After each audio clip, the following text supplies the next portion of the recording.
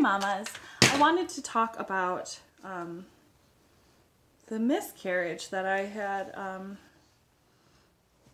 had in early December 7th. Mostly, and this isn't for any other reason, but maybe somebody is out there wondering how long they might be bleeding for, how long, or how did it happen, or whatever. I just think that knowledge is power, and I would hate to leave people questioning and knowing what went on. When I talked about everything, I talked about Talia's meningitis, and I talked about everything else hard in my pregnancy, gestational diabetes. So I think that it just wouldn't be right if I just ignored the fact that this happened and didn't talk about it, because I'm very transparent with the rest of my life. So I just needed time to heal from it before I was willing to really open up about it. But I'm to that space of mind where I understand it, and we're trying again. So I have a little bit of encouragement and excitement for that. So, yeah. So December 6th was Talia's birthday, and I had my mom and my in-laws over for cake. We just had a cupcake and we just chilled out. We didn't really do anything. We ate pizza. And directly after everyone leaving, my stomach hurt, and I was like, wow, I must have eaten too much. Like, I thought I was like overly full. But it wasn't that, obviously. The cramps got pretty bad, and I wasn't sure. It was one of those things. I kept going to the bathroom. There was nothing there. So I was like, I've had gas before during my pregnancy that hurt, so maybe this is just really bad gas, or I have like irritable bowel. So I was just blaming it on everything else but the baby, because I had a sonogram the week prior, and the heartbeat was great. The baby's heartbeat was at 156. So healthy, happy, nothing looked weird in the sonogram. So we just assumed, I just assumed that it was just digestion. So the next morning at 6 a.m. I went to the bathroom, and obviously I had miscarried. There was blood, and not even that much blood, but there was like clot-like material. So that's when I really started to be concerned. I texted my mom to come immediately so she could watch Talia, so David could come with me to the hospital. So my mom came very quickly. She watched Talia. We went to Children's Hospital in Buffalo. And I mean, at that point, I kind of already knew, and I had already been crying for like the whole ride there. And I just knew in my heart that the baby was gone. So, yeah. So we got to the hospital. It took a while to get in. Finally, the doctor, it was like an SNL skit, I swear. So the doctor, it's a brand new hospital, and things are still being figured out, like all the scheduling and the rooms and stuff. So I was in a room, and the door couldn't open enough to get the sono machine in. So I'm sitting there watching this doctor, like, fiddle with the door, like, oh, it won't open. It took her like 35 minutes. Finally, I was like, can I go to a different room? I will squeeze out this door if we can go to a different room so I can have the sonogram done. Finally, she agreed. So it was like another 40 minutes. Gotten into another bed, and she couldn't see anything on the sono. She brought in, she was a resident. She brought in her, the dog's barking. Uno momento. She brought her in. She couldn't see a heartbeat either. So at this point, I just wanted to know options. So I had asked them, and they said I could either do it naturally on my own, which they weren't sure how long it would take. I was almost 12 weeks, so it was a little far along. Or I could schedule a DNC and have less side effects at home. But obviously, like, it's a quick process, and like emotionally I wasn't sure if I was ready for that. So David and I talked about it for a minute. We talked to our doctor at the time, and he had agreed that DNC was probably the best and easy way to do it. For the idea of what was going on that week in my life. It was Talia's birthday. We had a huge birthday party just 2 days after this happened. This happened on a Thursday, and Saturday was her party. So all I kept thinking was, what the heck am I going to do? I can't be sitting on a toilet experiencing a natural miscarriage on my own during my daughter's birthday party. So I was just really concerned with keeping Talia's schedule normal, still celebrating her. I didn't want to cancel everything. I would have regretted that more, I think. So we decided to do the DNC, but we both agreed that I would have to go downstairs to the stenographer and get a legitimate, like a full sonogram, just to ensure everything really wasn't there. We went downstairs to get the sonogram. Again, it was another resident, and I don't know if it was one of her first times or she was just being shadowed that day, but it was just so incredibly discomforting and really upsetting. I was going through this, and somebody was trying to teach the person how to look that there is no heartbeat. Like, I felt like a cadaver. I really felt like a cadaver at that. Like, at that point, I had cried so many tears that I didn't think there were any more. And then we went downstairs, and she's like, you see here, this is where the heartbeat should have been. You see that there is, and she kept saying this and saying this and saying this, and it was just so incredibly insensitive, and I was shocked, like literally shocked. I looked at David, and I just bawled, and finally they're like, oh, we're sorry. And I'm not expecting everyone to feel sorry or to be super empathetic in the healthcare field, but I did expect a level of understanding not to say certain things, or maybe just not repeat them 20 times. I don't know, or maybe I was just extra sensitive.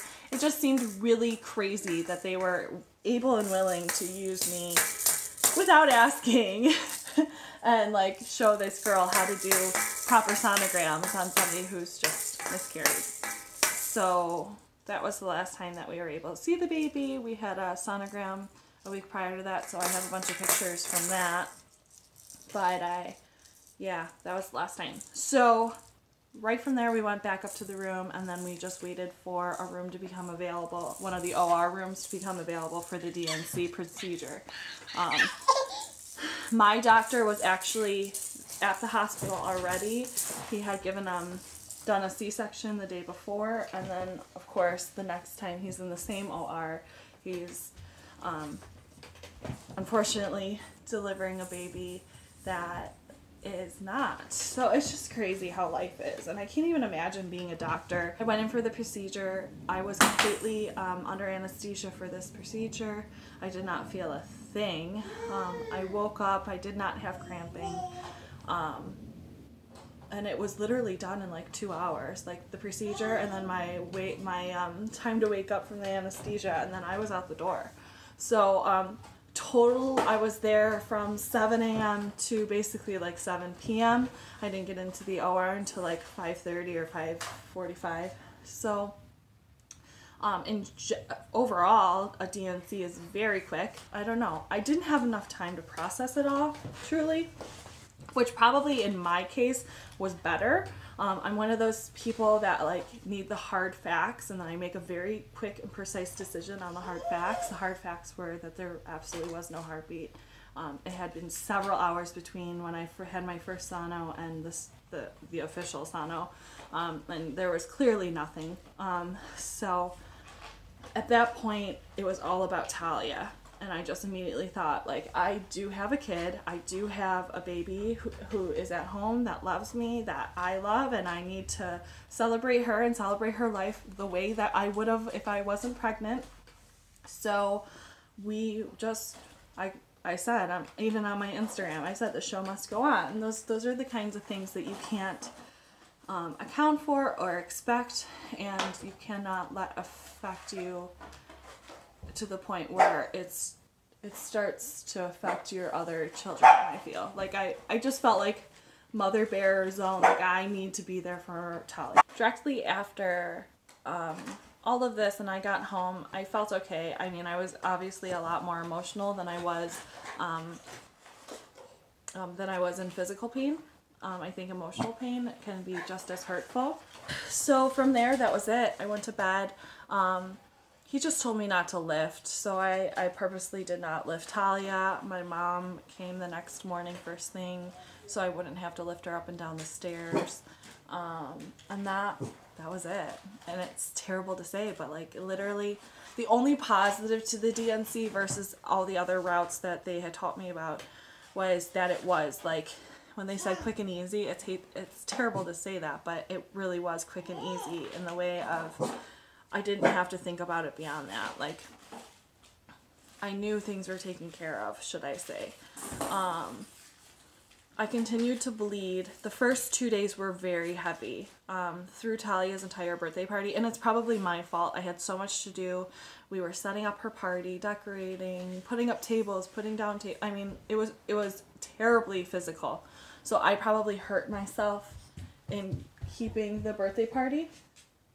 But I just felt that was so necessary that I worked through it. And it actually helped me emotionally to not focus on the miscarriage, but to focus on Talia.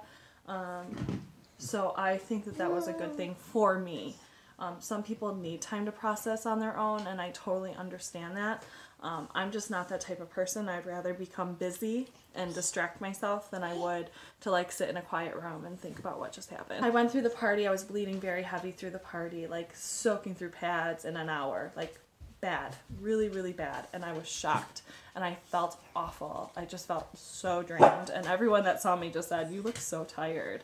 And it was for a reason. I was losing a lot of blood and of nutrients and fluid. I mean, it was a lot to handle. Directly after Talia's party, I kept bleeding, and I counted, I bled for a total of 9 days. 7 of those days were very heavy, and then by the 9th day, it slowed down to like what I would consider spotting.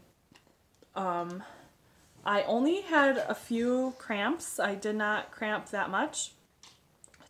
I'm just trying to think. I was really just emotionally a lot more affected than I was physically completely. I was really happy that the DNC did not hurt more than I thought it would. I'm still tracking it technically because I just deleted the app. I was so upset that I just deleted the app right away. But still in my email that's connected to the app, I get the reminder like, "You're 17 weeks today," and like tells me how big the baby should be. And I think that is the hardest. It's just like the constant reminder that I would have been in my 2nd trimester and I would have had a baby that was as big as this. And like, that's what kills at the end of the day. I don't want to get emotional, but that's what's hard. Just the thinking of, and I'm sure when June comes around, when June comes around, I'm sure I'm going to be really affected too. So I'm just praying that we're able to conceive again. It was very hard to get pregnant with Talia. I'm expecting a long journey ahead. We were shocked how easy we got pregnant this last time. So we're just keeping positive thoughts into trying to conceive again. With the Buffalo Mom Squad, we had a lot of moms. I did a quick blog just to tell people because a lot of people did know that I was pregnant. I am so sorry. I never knew the deep hurt that you or anyone who experiences something like this could feel.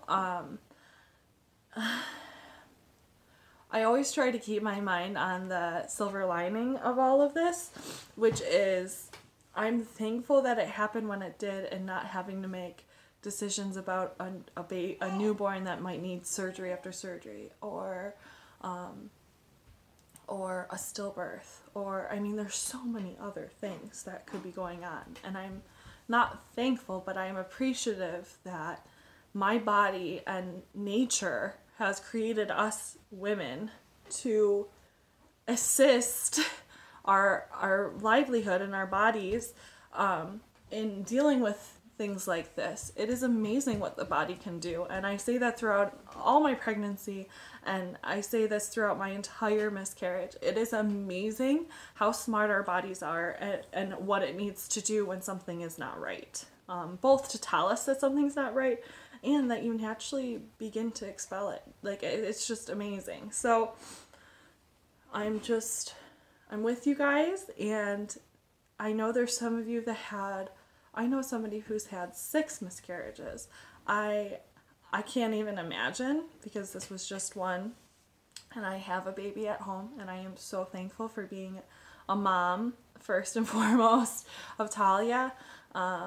If I didn't have her, I can't imagine what kind of dark place I would have been in. I'm with you guys, and I love you guys, and if you ever need somebody to talk to, it's not strange to have to talk to somebody about this. I played with the idea for a long time, and I really worked through my emotions with David and my mom, so I'm thankful that I have a very large support system at home. But if you do not hesitate. Talk to your pediatricians when you're with your other kids. Talk to your OB when you go in for your aftermath checkup. Talk to them about how you're feeling, because it's okay not to feel okay over this. You know what I mean? Like, it's okay not to be okay. And that's it. I will see you guys soon at our next events, and hopefully very soon I can tell you that I'm pregnant again, right? All right, I love you guys.